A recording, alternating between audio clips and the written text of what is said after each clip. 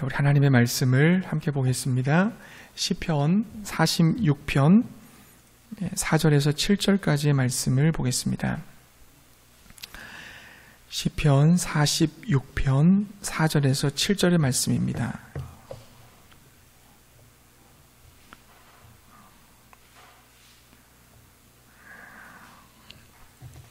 구약 835페이지에 있습니다. 시편 46편 4절에서 7절의 말씀을 우리 같이 한 목소리로 읽겠습니다.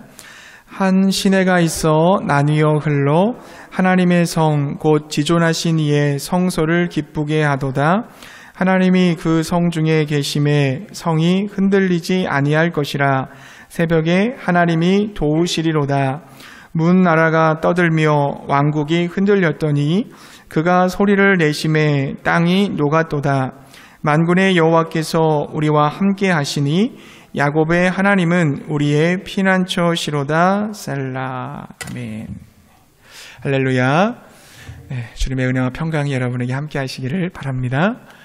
오늘 금요기도회는 이제 기도하는 그 때에 대해서 한번 주제를 가지고 말씀을 나눠보려고 합니다. 기도의 사람들을 봤는데요. 이제 이럴 때는 이렇게 기도하라. 기도해야 되는 그런 상황들을 좀 찾아서 본문을 좀 보도록 그렇게 하겠습니다. 오늘은 새벽에 드리는 기도, 새벽에 드리는 기도라는 제목으로 말씀을 나누기 원합니다.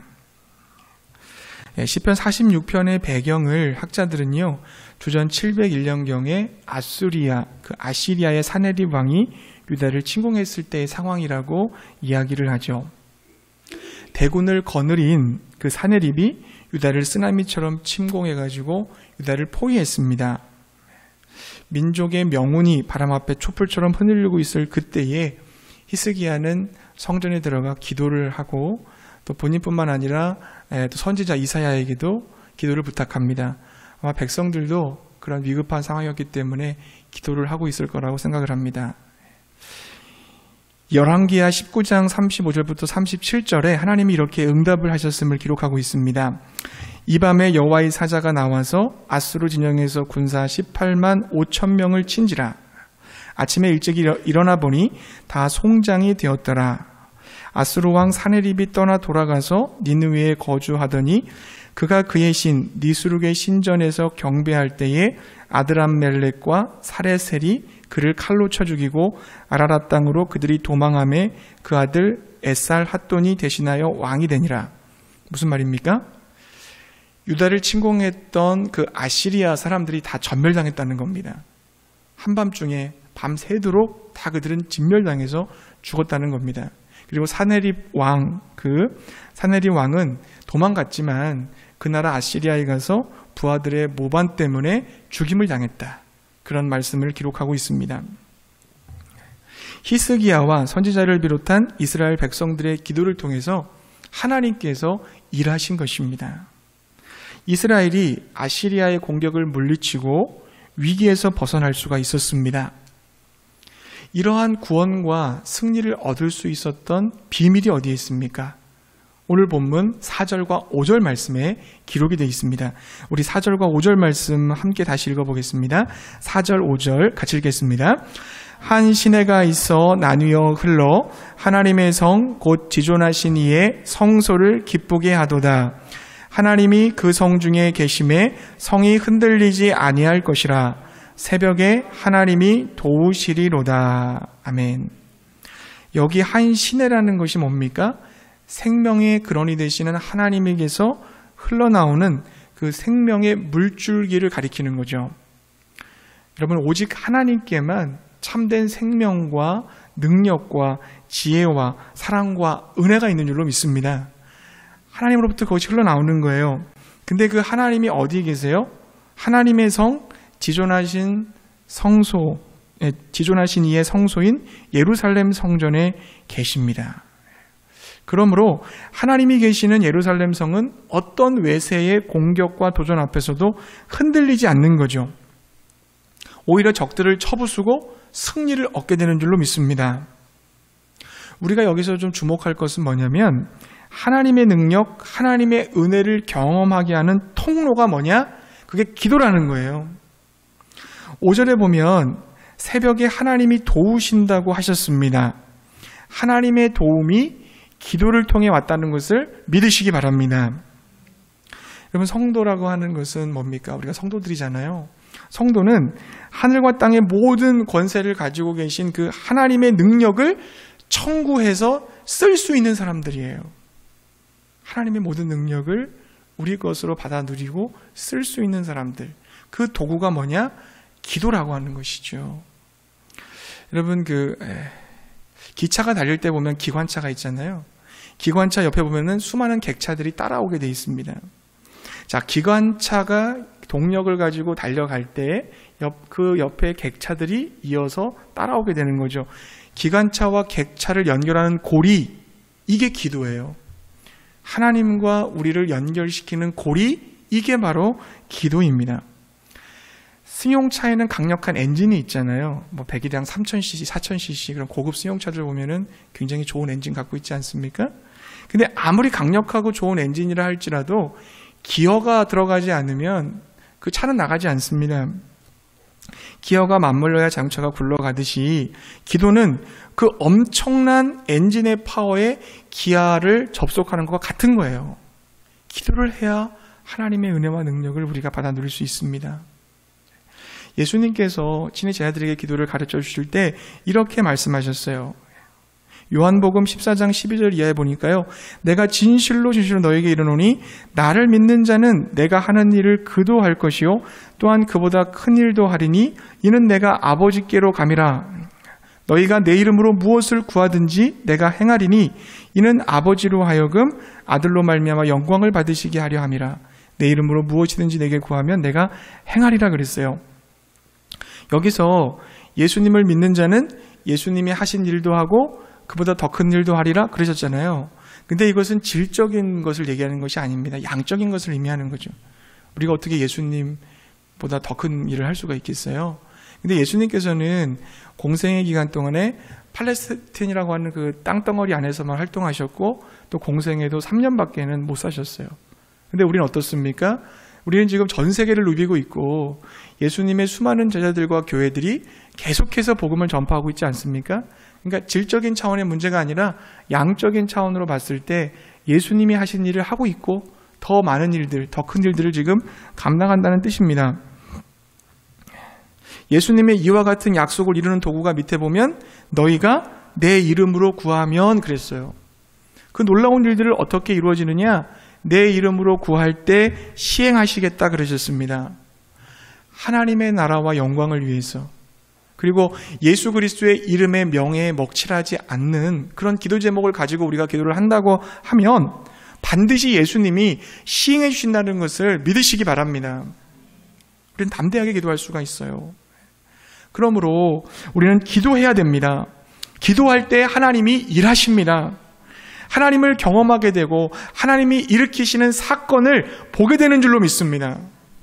정말 무한한 능력과 그 은혜와 사랑을 가지고 계신 그분의 모든 것을 기도를 통해서 받아 누릴 수 있다고 하니 얼마나 이게 영광스러운 일이고 감사한 일이에요. 예레미야 33장 2절부터 3절에 보면 이렇게 돼 있어요. 이를 행하시는 여호와 그것을 만들며 성취하시는 여호와 그의 이름을 여호와라 하는 이가 이와 같이 이르시도다. 너는 내게 부르짖으라 내가 내게 응답하겠고 네가 알지 못하는 크고 은밀한 일을 내게 보이리라. 아멘. 내가 하나님께 부르짖으면 하나님이 응답하시고 네가 알지 못하는 크고 은밀한 일을 보이시리라 약속해 주셨습니다. 왜냐하면 기도에 응답하시는 그 하나님이 어떤 하나님이에요? 일을 행하시는 하나님, 일을 성취하시는 하나님이기 때문인 줄로 믿습니다. 여러분, 사람이요 아무리 달걀을 품고 있는다고 해서 그 달걀이 부화되진 않잖아요. 병아리로 나오진 않잖아요. 사람이 210일 동안 달걀을 품고 있어도 그 달걀에서 병아리가 나오진 않습니다. 계란이 썩든지 계란이 깨지든지 둘 중에 하나예요. 그러나 어미닭이 품으면 어떻게 될까요? 어미닭이 그 달걀을 착 품고 있으면 병아리가 나와요. 얼마나 품느냐가 중요한 게 아닙니다. 누가 그 알을 품느냐, 이게 중요한 것입니다. 우리가 어떤 일을 진행해 나갈 때 내 지혜와 내 방법과 내 경험과 내 능력을 가지고 할 때 한계에 부딪힐 때가 있어요. 우리는 결핍되어 있고 부족하고 연약합니다. 그러나 여러분, 한계를 넘으시는 분, 완전하시고 온전하신 하나님, 살아계신 그 하나님께 예수님의 이름을 가지고 우리가 의지하여 기도하면 하나님께서 그 일을 성취시켜 주실 줄로 믿습니다. 하나님이 하시면 되는 거예요. 하나님이 하시면 돼요. 기도로 하나님께 맡길 때 하나님이 책임져 주신다는 것을 믿으시기 바랍니다. 엊그제 제가 보은 시골을 다녀왔는데요. 보니까 벼를 아직 심기 전이죠. 모내기 하기 전인데 땅이 막 갈라져가지고 쩍쩍 갈라졌어요. 막 너무 쩍쩍 갈라져서 보기 흉하더라고요. 저런 상태로 뭐를 심을 수 있을까? 심는다 해도 곧 말라 죽고 말 것이다. 그러나 여러분, 메마른 그 논에다가 만약에 물이 들어오면 어떻게 될까요? 이야기가 달라지는 거죠. 갈라져 있는 그런 논이지만 거기에 물이 들어오면 그때부터 어떻게 돼요? 심어놓은 그 모들은 무럭무럭 자라서 가을이 되면 벼로 수확하게 될 줄로 믿습니다. 기도를 통해서 하나님이 일하기 시작할 때, 기도를 통해서 하나님이 일하기 시작하면 죽어있던 것들이 살아나기 시작하는 거예요. 우리 주변에 죽어있는 것들이 있습니까, 여러분? 기도에 물을 주십시오. 살아나게 될 것입니다. 여러분, 가정이 죽어있다고 생각하십니까? 가정에 기도에 물을 줘보세요. 기도가 살아나게 될 줄 믿습니다. 여러분 주변에 죽어있는 영혼들이 있습니까? 그 영혼을 위해 기도하시기 바랍니다. 기도에 물을 주면 다시 살아나는 역사가 일어나게 될 것입니다. 전능하신 하나님의 모든 것이 기도라고 하는 그 파이프를 통해서 우리에게 와요. 기도는 하나님과 나를 이어주는 고리이고 기어입니다. 기도를 통해서 하나님의 거룩한 뜻이, 하늘의 뜻이 이 땅 위에 이루어지고 나의 모든 문제가 해결되어지고 그리고 나의 필요가 채워지는 줄로 믿습니다. 그 귀한 기도, 그 놀라운 기도예요. 여러분, 그렇다면 이 기도를 언제 하는 것이 좋을까요? 기도는 하나님과의 교제잖아요. 하나님과의 사귐이며 하나님과의 소통입니다. 그래서 기도할 때 우리가 주목할 것이 뭐냐면 하나님께 집중하는 거죠. 기도는 하나님과 집중해야 되는 거예요. 하나님께 집중하기 좋은 때가 여러분 언제일까요? 아침 시간을 생각해 보세요. 아침 시간에는 출근을 준비해야 되는 시간이잖아요. 출근을 준비하거나 아니면 출근하는 사람을 도와주는 시간이잖아요. 일과 중엔 어떻습니까? 사람을 만나거나 업무를 봐야 됩니다. 바빠요. 저녁에는 집에 와서 몸도 마음도 지쳐 있어요. 좀 쉬어야 되잖아요. TV 앞에 있기도 하고 스마트폰을 하기도 하고 가족들끼리 오랜만에 만났으니까 또 얘기 담소도 또 나눠야 되고 그러다 보면 또 취미생활도 할 수 있고 또 운동도 해야 되고 저녁 때도 할 일이 많습니다. 그러고 보면 기도하기 위해서 시간을 낸다는 것은 여간 어려운 일이 아닐 수 없습니다. 물론 여러분 순간순간 기도할 수도 있고 식사 때도 기도할 수 있고 조금 긴 시간을 들이며 오직 하나님께만 집중하면서 마음을 쏟아드리는 기도는 사실 쉽지 않아요. 짧게는 기도할 수 있어요. 늘 또 기도하면서 걸어다니면서 기도할 수 있지만 좀 깊이 집중해서 하나님 앞에 기도드리는 시간을 확보한다는 것은 우리의 삶 속에서 그렇게 만만치 않은 일이라는 겁니다. 목사님 꼭 그 시간을 정해놓고 얼마간의 시간 동안 기도를 해야 됩니까? 호흡이 기도이듯이 내가 그냥 살아가는 삶 자체가 기도고 순간마다 주님의 이름을 부르는 것도 기도가 아닐까요? 이런 질문을 하실 수 있을 거라고 생각해요. 물론 그것도 기도 맞습니다. 필요한 기도죠. 근데 여러분 우리가 좀 생각해 보면 좋겠어요. 우리가 사랑하는 사람을 대할 때 어떻게 합니까? 그를 더 알아가고 싶을 때 내 귀중한 시간을 내게 소중하고 귀한 사람이라고 여길 때 우리 어떻게 해요? 그를 위해 시간을 쓰잖아요. 그를 위해서 에너지를 쏟지 않습니까? 그와 시간을 보내면서 대화를 하게 되는 것입니다. 5월 8일이 이제 어버이날이잖아요. 어버이날 어떻습니까, 여러분? 부모님이 내게 베풀어 주신 사랑과 희생과 섬김, 그 수많은 은혜들을 우리가 깨닫게 될 때 우리는 어떻게 돼요? 부모님을 찾게 되잖아요. 부모님을 만나러 가잖아요. 부모님께 효도하면서 부모님과 소중한 추억을 만들 것입니다. 그렇지 않습니까? 마찬가지예요. 하나님이 베풀어 주신 그 엄청난 은혜, 지금까지 나를 여기까지 인도해 주신 그 주님의 신실하심, 그 주님의 사랑, 그 언약을 지키셨던 그 당신의 그 충성스러우심, 이것을, 이 은혜를, 그리고 예수님이 나에게 베풀어 주신 그 사랑을 우리가 깨닫는다면 우리는 하나님을 찾을 수밖에 없습니다. 하나님과 대화하면서 하나님을 어떻게 하면 좀 더 기쁘시게 해드릴 수 있을까? 내 남은 인생의 남은 여정을 하나님의 영광을 위해서 하나님께 받은 이 은혜를 보답하는 심정으로 살아가야지, 이런 마음이 들지 않을 수가 없는 거예요, 여러분. 이런 많은 사람들이요, 부모님이 돌아가신 후에 어떻게 합니까? 효도하지 못한 것을 가슴 아파해요. 참 우리 부모님들 기다려주지 않잖아요. 우리가 깨달았을 때 너무 늦게 깨달을 때가 많아요. 이미 부모님이 안 계시거나 또 부모님한테 부양해 드릴 수 없는 그런 환경에 있을 때 우리는 이미 너무 늦었다, 효도를 해야 된다는 걸 깨닫게 될 때가 있어요. 부모님들과 내가 왜 좀 더 시간을 보내지 못했을까를 후회하듯이 우리가 천국 가서 하나님 아버지를 만났을 때, 아, 내가 좀 이 땅에 있을 때 하나님께 더 많이 기도하지 못한 것을, 기도로 하나님과 함께 시간 보내지 못한 것을 후회하게 될지도 모릅니다. 아, 그때 좀 더 기도했더라면, 기도가 이렇게 소중한 거였는데 내가 좀 더 집중했더라면, 그런 안타까운 마음을 가질 수도 있어요. 그러므로 사랑하는 성도님들, 조금 긴 기도 시간을 가지시기 바랍니다. 하루 중에 따로 떼어서 기도에 집중하실 수 있기를 바랍니다. 여러분, 우리는 저마다 가면을 다 쓰고 살아가요. 가면. 어떠한 노릇을 하며 산다, 이렇게 얘기할 수 있어요. 가정에서는 어떻습니까? 아버지 나와야 되니까 아버지 노릇을 하고 살아가는 거예요. 교회에서는 목사 나와야 되니까 목사 노릇을 하고 살아가는 겁니다. 부모님을 만나면 자식 노릇을 하고, 친구들을 만나면 친구 노릇을 하는 거예요. 그런 다양한 역할들이 과연 내 모습일까? 한번 생각해 보세요, 여러분. 우리 모두는 다 저마다 역할을 감당하잖아요. 그러한 노릇을 하고 그러한 가면을 쓰고 살아가는 거예요. 그러면 여러분, 가장 나다울 때는 언제일까요? 정말 나스러울 때, 나다울 때는 언제일까요? 가면을 다 벗었을 때는 언제일까요? 그때가 나 혼자 있을 때예요, 여러분. 아무도 없을 때, 나 혼자만 있을 때, 그때 진짜 나일 수 있습니다. 여러분, 아무도 보는 이 없을 때 여러분은 누굽니까? 그게 진짜 여러분일 수 있어요. 그 모습이 진짜 나일 수 있어요.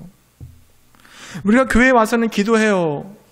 근데 교회에 벗어나서 나 홀로 있을 때에는, 그때도 여러분 기도를 하실 수 있습니까? 나 홀로 시간을 정해서 하나님과 깊은 만남의 시간을 여러분 가지고 있습니까? 그런 분들이 있다면 그분은 정말 성숙한 신앙인일 거예요. 그러나 아무도 보는 일 없을 때, 그 누구도 나를 타치하지 않을 때 하나님과의 기도가 멈추어서 버렸다면 그는 미숙한 신앙을 가진 사람일 것입니다. 다시 원점으로 돌아와서요, 여러분, 이런 질문을 드리고 싶어요. 하나님을 향한 그 갈망, 그리고 하나님을 향한 깊은 사랑, 하나님이 베푸시는 그 은혜와 능력을 경험하고 싶은 거룩한 열정으로 우리가 기도의 자리를 찾게 될 때 언제 기도하는 것이 좋겠습니까? 바로 오늘 본문에 기록된 것처럼 저는 새벽 시간이라고 생각을 합니다. 하나님과의 교제를 위해 새벽에 기도하는 것이 가장 좋다는 거죠. 아까 말씀드렸듯이 아침, 점심, 저녁은 굉장히 분주해요.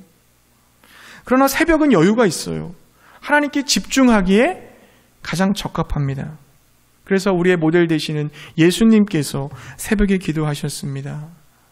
마가복음 1장 35절에 보니까 새벽 아직도 밝기 전에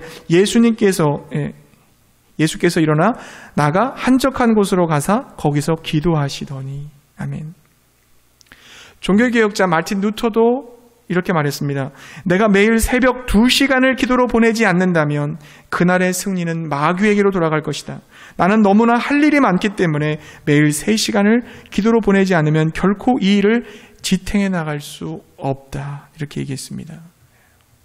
감리교의 창시자인 요한 웨슬리는 이렇게 얘기했어요. 새벽 기도를 더 강조했는데요. 그는 88세를 살았습니다. 그 생애 동안 50년 가까이 말을 타고 40만 킬로미터 이상을 여행했고 4,200회에 달하는 설교를 했으며 200권이 넘는 책을 저술했다고 그래요. 근데 이 모든 것은 그가 건강했기 때문에 가능한 것이었어요. 근데 그의 건강한 원인을 그의 일기에다가 이렇게 기록을 했어요. 계속적인 운동과 기분 전환을 한다. 육지에서든 바다에서든 몸이 아프든 건강하든 간에 밤에는 반드시 수면을 취한다. 필요하면 언제든 잠을 잔다. 지쳤다고 느껴질 때에는 밤이든 낮이든 잠을 청한다. 60년 이상을 새벽 4시 기상을 유지해왔다. 50년 이상을 새벽 5시에 기도와 설교를 계속해왔다. 평생 거의 고통이 없었기에 슬픔도 걱정도 거의 없었다. 그의 일기가 이렇게 기록이 되어 있습니다. 여러분, 우리 한국의 상황은 좀 어떨까요? 초기 한국교회 부흥운동 1903년부터 1907년에 와서 1903년경부터 싹 터서 1907년에 와서 결정적인 발전을 이루었는데요. 그러니까 선교사님들이 우리 한국에 오신 지 한 20년이 지나고 나서야 부흥이 일어났습니다. 한국교회 부흥운동의 기원을 두 가지로 말하는데요. 한 흐름은 1903년 원산에서 성경 공부를 하기 위해 가진 모임 중에 일어났어요. 캐나다에서 오신 하디 선교사가 자신의 선교 생활이 실패한 원인을 고백했고 자기 죄를 회개하기 시작했을 때 그곳에 모인 수많은 사람들이 그 회개 운동에 동참해서 부흥이 일어났어요. 또 다른 흐름은요, 길선주 목사님께서 평양에서 한국 최초로 시작했던 새벽 기도회로서 부흥이 시작됐습니다. 그 뜨거운 열정이 대부흥의 직접적인 동기가 됐어요. 그 대부흥 운동은 여러 가지 면에서 한국교회에 지대한 영향을 끼쳤고 특히 기도의 열심이 대부흥 운동을 계기로 더욱 고양되었다는 점에 있어서 세계 기독교사의 유래를 찾아보기 힘든 것이었다고 하고 있습니다. 근데 여러분, 이제 우리 현대 기독교, 우리 현대 교회의 새벽 기도의 모습은 여러분 어떨까요? 신학자인 바가론 박사가 이렇게 말했습니다. 그러나 불행하게도 1960년 이후에 한국 교회는 새벽 기도회의 감격을 서서히 잊어가고 있다. 새벽 기도회의 잠적을 통해서 우리의 것으로 체질화되었던 초자연적인 신앙의 상실을 우리는 직감할 수 있다. 오늘날 한국교회가 새벽 기도회의 감격을 잊었다는 사실에서 한국교회가 능력을 상실하게 된 배경이 설명된다. 한국교회는 1906년 이후로 새벽 기도회라는 경건의 형식을 전통화해 왔다. 그것은 한국교회만의 특유한 초자연 신앙의 감격적인 표현이었으며 한국교회가 세계교회에 과시할 수 있는 경건과 신앙력의 표상이기도 했던 것이다. 그런데 6.25 동란을 치르고 난 후 1960년대에 접어들면서 한국교회는 새벽 기도의 감격을 잊혀져가는 옛 이름처럼 여기게 되었다.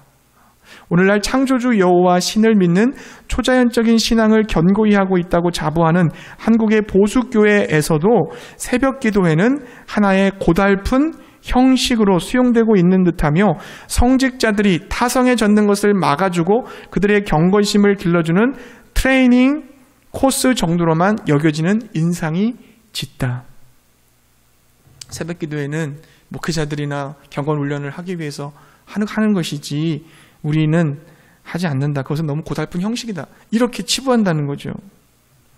여러분, 지금 한국교회는 코로나의 영향으로 기도의 자리를 점점 잃어가고 있습니다. 새벽 기도가 없어진 교회들이 얼마나 많은지 몰라요. 아니, 교회가 폐쇄된 교회도 많습니다. 개인주의적이고 이기주의적인 신앙은 가능하면 쉽고도 편안한 교회 생활을 추구하게 만들었습니다. 교회는 만민이 기도하는 집이라고 하셨던 그 예수님의 말씀을 우리는 잊어버렸고 저마다 이익을 추구하는 시장바닥으로 전락하고 만 것 같습니다. 이런 교회의 모습을 보시는 예수님의 모습은 마음은 얼마나 아프실까요?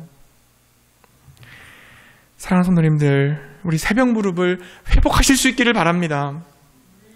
사랑하는 주님을 만나기 위해서 주님이 먼저 와서 기다리고 계시는 그 새벽의 제단을 여러분 정말 회복하실 수 있기를 바랍니다. 새벽의 기도로 여러분 나오세요. 주님이 모델이 되어주셨고 우리의 신앙의 선배들의 본을 받아 다시 새벽에 우리가 불을 붙이고 기도할 수 있게 될 수 있기를 바랍니다.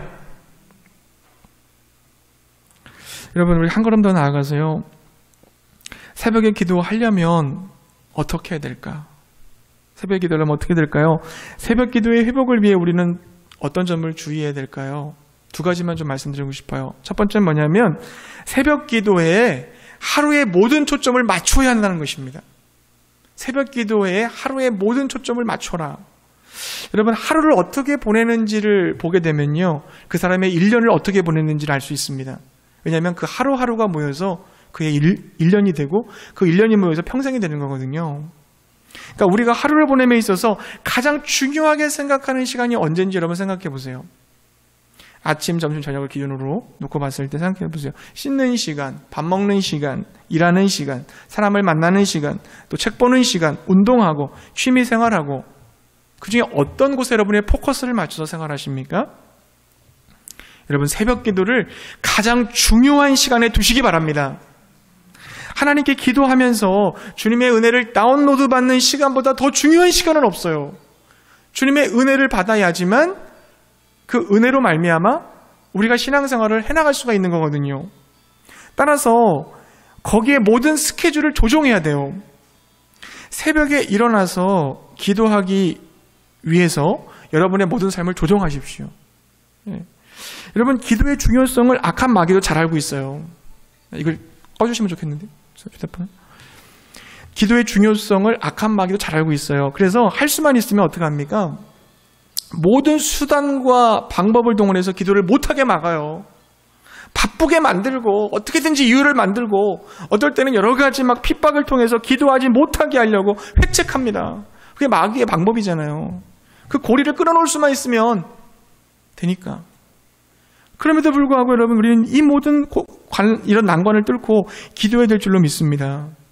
그 때문에 여러분, 새벽 기도에 성공한다, 새벽 기도에 내 삶의 가장 중요한 것으로 둔다, 이렇게 하게 되면 어떻게 돼요? 밤에 일찍 자야 됩니다. 가장 중요한 것은 기도다. 삶의 우선순위가 기도다. 하나님과의 관계다. 하나님과 연결되어 있어야 한다. 이걸 가장 중요하게 여기는 사람은 어떻게 돼요? 밤에 잠을 빨리 잡니다. 그 결단을 하고 기도에 초점을 맞추기 시작해요. 기도에 초점을 맞추게 돼서 모든 삶을 재정렬합니다. 그걸 중심으로. 여러분, 내일 수학 능력 시험을 본다면 어떻게 될까요? 저녁에 당연히 일찍 자야죠. 최상의 컨디션으로 시험을 봐야 되니까. 내일이 3년 동안 공부해서 내가 시험 보는 날이다. 오늘 일찍 여러분 안 자겠습니까? 빨리 자야 되잖아요. 마찬가지로 새벽 기도가 내가 하루에 있어서 제일 중요하다 그러면 어떻게 돼요? 당연히 중요한 가치니까 하기 위해서 일찍 자야 될 수밖에 없는 겁니다. 늦어도 밤 한 10시에서 11시 정도는 자야 돼요. 그러겠으니 여러분, 밤문화를 파괴해야 됩니다. 밤문화. 그럼 밤에 주로 뭐 하십니까? 대부분 TV를 시청하거나 밖에 나가서 사람들을 만날 수도 있어요. 어울릴 수 있어요. 그러나 여러분, 밤 10시 이후에는 그 어떤 행사, 그 어떤 만남도 다 멈추고 최소한 11시에는 누워야 돼요. 그래야 새벽 예배를 갈 수 있어요. 그렇지 않으면 새벽 예배 못 가요. 간다 하더라도 피곤해서 제대로 기도도 못하고 그 다음 날 아침부터만 너무 피곤해요. 힘들어요. 하루가 다 힘들어요. 그러니까 좋은 컨디션 속에서 하나님을 만나려면, 기도를 하려면 빨리 자는 수밖에 없어요. 사랑하는 성도님들, 새벽 기도가 하루의 가장 중요한 자리로 자리 잡게 하시기 바랍니다. 밤 문화가 깨지고 새벽 문화가 활성화될 수 있기를 바랍니다. 주여, 모든 나의 그 분주함을 끊어버리고 새벽에 무릎 꿇게 하여 주시옵소서. 하나님을 만나는 그 자리를 가장 중요한 자리로 여기게 하여 주시옵소서. 기도하는 우리 모두가 될 수 있기를 바랍니다. 첫 번째는 여러분, 하나님께 하루의 모든 초점을 맞춰야 되고요. 두 번째는 뭐냐면 새벽 기도에 간절함으로 나와야 돼요. 간절함으로. 간절함이라는 게 뭡니까? 더없이 정성스럽고 지극한 마음이거든요. 마음속에서 우러나와 바라는 정도가 매우 절실한 상태를 말합니다. 그러니까 하나님 앞에서 간절함이라는 가지고 나오는 것은 뭡니까? 오직 하나님만이 나의 도움이 되심을, 나의 피난처가 되심을, 내가 의지할 수 있는 유일한 분이 되심을 고백하는 거예요. 그게 간절함이 생기는 거예요. 하나님 이외에 다른 것을 의지할 수 있는 사람은 어떻게 될까요? 간절하게 기도가 안 나와요. 뭐 돈도 있고 인간관계도 있고 내 자신도 믿고 세상에 힘도 있고 권세도 있고 여러 가지를 믿는 사람들은요, 하나님을 향한 간절함이 안 나와요. 근데 오직 하나님밖에 없다 그러면 간절함이 나오잖아요. 이사야서 31장 1절 말씀이 이렇게 기록합니다. 도움을 구하러 애굽으로 내려가는 자들은 화 있을진저 그들은 말을 의지하며 병거의 많음과 마병의 심히 강함을 의지하고 이스라엘의 거룩하신 이를 앙모하지 아니하며 여호와를 구하지 아니하나니. 하나님 이외에 다른 것을 의지하는 사람들 하나님이 기뻐하지 않는다 그러셨어요. 그러나 여러분, 오직 하나님만을 의지하며 간절히 기도하는 사람을 믿음의 사람이라고 주님은 인정해 주십니다. 누가복음 18장에 보면요, 불의한 재판관의 비유가 나오거든요. 거기 보면 한 가난한 과부가 불의한 재판관에게 가서 간절히 포기하지 않고 구했을 때 그 원하는 바가 이루어졌어요. 예수님께서 그 비유의 끝에 뭐라고 말씀하셨습니까? 인자가 올 때에 세상에서 믿음을 보겠느냐 그랬어요. 예수님은 물론 불의한 재판관과 같은 분은 아니십니다. 오히려 인자하시고 선한 분이시죠. 그래서 우리가 기도한 대로 반드시 응답해 주시는 분이십니다. 좋으신 분이세요. 그런 주님을 향한 우리의 반응은 뭐여야 돼요? 간절함이어야 되는 거죠. 간절함. 이 간절함이 바로 하나님을 향한 믿음이라는 겁니다. 믿음이라는 거예요. 마가복음 10장에 나오는 맹인 바디메오를 보세요. 그는 다른 사람들이 야 조용히 해 그렇게 얘기했어도 다윗의 자손 예수여 나를 불쌍히 여기소서, 다윗의 자손 예수여 나를 불쌍히 여기소서 간절하게 외쳤어요. 그러자 주님께서는 내 믿음이 너를 구원하였다. 간절하게 마음을 쏟으면서 기도했더니 네 믿음이 너를 구원하였다. 그의 눈을 고쳐 주셨습니다. 예수님, 저는 못합니다. 오직 주님만이 하실 수 있습니다. 제가 노력을 하고 애를 쓰겠지만 그것으로 결정되지 않는다는 것을 저는 압니다. 인생의 결정권은 주님께 있습니다. 그러니까 주님만 의지합니다. 다른 것 의지하지 않습니다. 전적으로 주님만 의지하고 간절히 주님께 기도하오니 나의 마음을 받으시고 이 믿음을 재료로 역사해 주시옵소서. 이게 우리의 기도가 돼야 돼요. 간절함을 갖고 있는 기도. 이 말씀을 정리하겠습니다. 제가 새벽기도에 대한 이 설교를 준비하면서 저도 제 자신을 돌아봤어요. 하나님 앞에서 나의 가면이 벗겨졌을 때, 이 목사라는 가면이 벗겨졌을 때 나는 누군가? 난 하나님 앞에 누군가? 아직도 연약한 믿음을 가진 철부지 신앙을 가진 것만 같아서 저도 굉장히 부끄러웠습니다. 사람들이 모이지 않는다는 핑계 속에서 나의 간절한 마음은 점점 약해져 갔고, 때로는 설교를 제대로 준비하지 않았던 제 모습, 새벽기도를 빠지고 있는 제 모습을 저도 봤어요. 그리고 새벽기도가 왜 새벽기도가 만들어진 것이 이렇게 부담되지? 이 부담으로 다가오고 무거운 십자가로만 여겨지고 있는 제 모습도 보았습니다. 그러나 여러분, 다시 다짐해 봅니다. 이 말씀을 준비하면서 그래, 기도가 너무 소중한 것이지. 나중에 하나님 나라 가서 후회하지 않으려면 내가 기도를 더 해야지. 기도로 내가 저축 더 해놔야지. 기도의 재단을 쌓아야지. 다시 확신하며 기도와 말씀으로 하나님을 경외하는 모습을 드러내고 하나님과 소통함으로 최우선 순위에, 하나님과 소통함을 최우선 순위로 둘 것을 다시 한번 결단했습니다. 반문문화를 부수고 게으름을 물리치고 열심을 품고 부지런함으로 주님께 기도하며 주님의 은혜로 하루하루 빚어지기를 소망했습니다. 사랑하는 성도님들, 우리가 기도가 살아나면 모든 것이 살아날 것입니다. 기도 자체의 능력이 있기 때문이 아니라 기도를 통해 일하시는 하나님의 능력이 많으시기 때문에 그런 거예요. 새벽에 드리는 기도, 새벽 기도, 새벽 무릎이 회복되어서 하나님의 그 부요함을 마음껏 경험하며 증거할 수 있는 우리 모두가 되시기를 주님의 이름으로 축복합니다.